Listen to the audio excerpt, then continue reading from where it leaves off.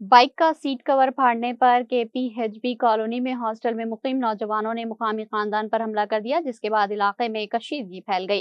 तफसीलात के मुताबिक केपीएचबी रोड नंबर 5 पर रहने वाले खानदान ने बारहा हॉस्टल के लड़कों को अपने घर के सामने मोटरसाइकिल पार्क न करने की हिदायत दी थी और इस बारे में हॉस्टल मैनेजमेंट को भी शिकायत की थी, लेकिन इंतजामिया ने कोई कार्रवाई नहीं की।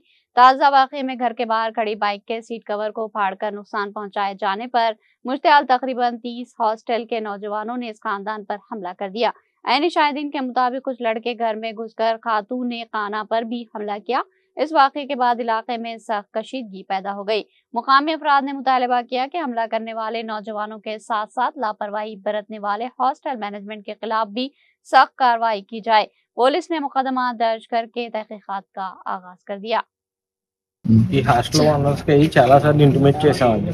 ఆల్రెడీ వీళ్ళకి చెప్పి మనం చెప్పిన తర్వాత కూడా బళ్ళన్నీ అడ్డంగానే పెడుతున్నారండి. డైలీ వాళ్ళకి హెచ్చరించినా కానీ వాళ్ళ బళ్ళన్నీ ఇక్కడ మన గేట్ ముందు పెట్టి ఉంచడంతో మనం సీట్ చింపామని చెప్పి వాళ్ళు వచ్చి మీదకి వచ్చి దౌర్జన్యంగా కొట్టారు. 20 మంది నుండి 30 మంది వచ్చి 20-30 మెంబర్స్ దాకా వీళ్ళు ఇష్యూ సాల్వ్ చేసుకోవాలని చెప్పేసి గేట్ వేసేసినా సరే ఆ గేట్ బదలు కొట్టుకుని మరీ లోపలికి వచ్చి గోడల మీద చదివి ఇంకా మొత్తం లోపల దాకా వెళ్ళిపోయి ఇష్టం వచ్చినట్టు కొట్టేశారు.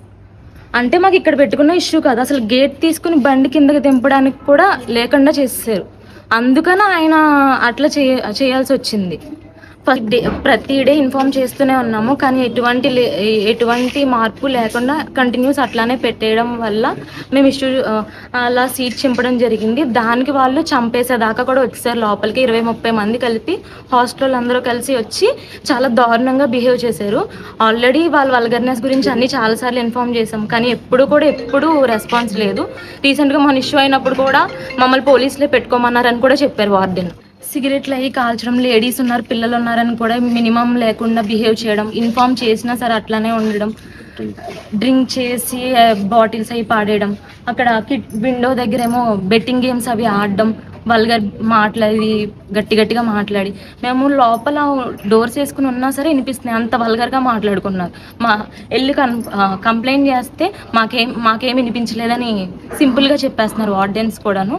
మాకైతే ఇక్కడ కంపల్సరీ ఇష్యూని సాల్వ్ చేస్తారని అనుకుంటున్నాము. పోలీసులు స్పందించి వెంటనే చర్యలు తీసుకుని ఇక్కడ హాస్టల్స్ రిమూవ్ చేసేయాలని కోరుకుంటున్నాం. మేము ఎప్పుడు ఇలాగే దారుణంగా ఎప్పుడు పెడతారు. మార్నింగ్ నైట్ అని ఏముండదు. ఏమైనా మెడికల్ ఎమర్జెన్సీ అయినా, ఏం ఎమర్జెన్సీ అయినా, పిల్లలతో ఉన్నా సరే ఏ ఎమర్జెన్సీ అయినా ఎవరు రెస్పాండ్ అవ్వరు, చెప్పినా సరే ఎప్పుడు ఇట్లానే ఉంటుంది. ఇది ఇక్కడే కాదు, కేపీహెచ్పీ మొత్తం మీద ఇష్యూగానే ఉంటుంది. వెంటనే దీనికి స్పందించాలి. ఏదైనా మెడికల్ ఎమర్జెన్సీ అయ్యి మా ప్రాణాల మీదకి వస్తే ఎవరిది రెస్పాన్సిబిలిటీ? ఇలా ఉండటం వల్ల చాలా ఇబ్బంది అవుతుంది. దీనివల్ల మేము చాలా స్ట్రగుల్ అవుతున్నాం.